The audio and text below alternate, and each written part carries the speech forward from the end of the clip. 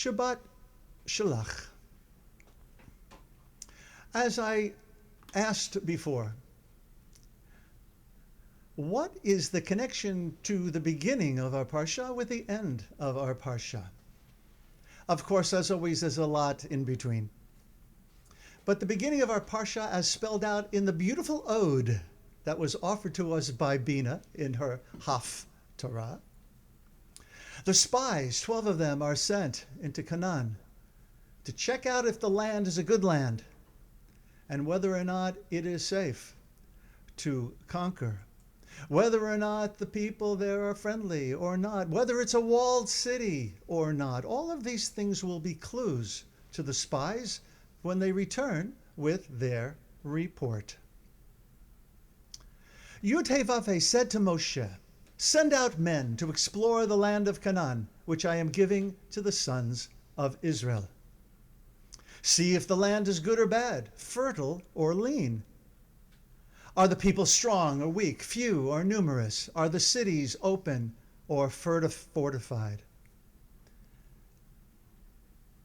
And he sends out, of course, the spies. I'm counting on my friend Jay here to put in the chat where these spies come from. Thank you so much. They cut down a cluster of grapes and gathered pomegranates and figs. They returned from spying at the end of 40 days. 40, of course, being a familiar number in our tradition. They returned after 40 days and showed Moshe and Aharon and the entire community the fruit of the land, and they said, there they are, bringing the fruit, pretty big. We came into the land that is indeed flowing with milk and honey. Eretz zavat chalav. Chalav udavash. But the people that dwell in the land are too strong, and the cities are greatly fortified. Well, anyway, that's what 10 of the spies said, while Caleb and Yehoshua, they had a different idea about it. They encouraged the people, don't be afraid. This land is a good land. We can go in, as Yud-Heh-Vav-Heh has promised us, and take it. But of course, as always is the case, what is our first reaction? To freak out. That's our default mechanism. We complain, we freak. We want to go back, of course, to Mitzrayim, where, all of the cucumbers and the melons and the links and all that stuff was for free. What, we're going to have to go pick our own fruit? Oh, we can't go against these people. They're giants. And we are but grasshoppers. We are but grasshoppers. In other words, they saw themselves as inferior to the people who lived in the land. I have no idea what they actually saw, but sometimes our eyes can deceive us. And there is a word in a moment that's going to be important in the connection to the spies and our tzitzit. Our tzitzit to remind us of who we are and what our mission in this lifetime is. They gather these amazing clusters of grapes. And then we have spy versus spy. As Jay pointed out, this from Mad Magazine, which most of us grew up on. Trying to explain to these people that this is a good venture. Will be protected. The people will only listen to the bad reports. Don't we usually default to that? So again, what is the textual connection between the beginning of the Parsha and the end of the Parsha? Let's take a look. Vayishlach otam Moshe latur et Eretz Canaan. When Moshe sent them out to scout the land of Canaan. The word latur you see in red. To scout, latur, is going to come up again later when we chant the Shema together. V'lo taturu. Something to do with our eyes and what we see and the context of when we see things, whether we see the truth or whether we see a story based upon our fear. Latur, to scout. V'alu v'yaturu et haaretz. They went up and they scouted the land. Okay. The text continues at the end. So now we're jumping to a section you're very, very familiar with, because we usually actually chant it in English, but this is part of the last paragraph. Today we'll chant it in Hebrew. Daber el bnei Yisrael v'yarmata alehem v'yasu lahem tzitzit al kanfei v'gedehem ledorotam v'natnu al tzitzit. Hakanav petil techei. Let's speak to the Israelite people. Instruct them to make for themselves fringes on the corners of their garments through the ages. Let them attach a cord of blue to the fringe at each corner. Velotaturu. Okay, we got the fringes. They're to remind us who we are and what our unique mission is in this lifetime. And then it continues. V'hayalachem letzitzit. And you shall have a fringe, and you should look at them, which is why I always look at my tzitzit wrapped around my fingers, because it says, Ori'itam oto, and look at them.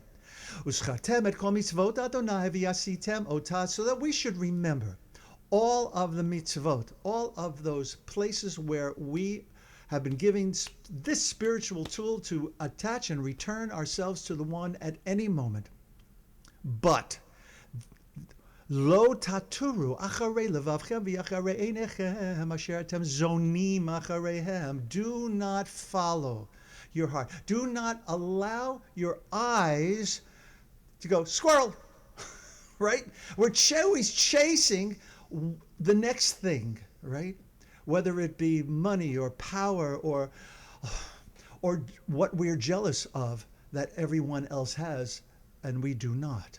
So the instruction here is not to follow our heart and our lustful age. Zoneh is the word for a harlot or a prostitute. We should not give in to that which our Yetzer Hara is nudging us. You know, the grass is always greener on the other side of the fence. Ani Adonai Elohechem asher hotzeiti etchem me'eretz Mitzrayim liot lachem le'Elohim.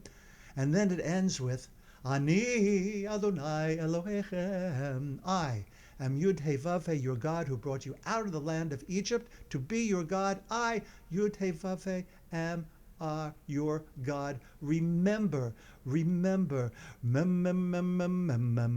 who? Who wrote the book of love? Alrighty, let's get into a little Hasidus now, a little Hasidic thought. You all know by now, Mitzrayim, which is the word for Egypt, is also the word for a constriction. Min ha-metzar karatia. From the constrictive place, we call out to Yah. This is our unconscious, unthinking thoughts, impulses, and drives, according to the Kedushat Levy YItzchak of Berdichev.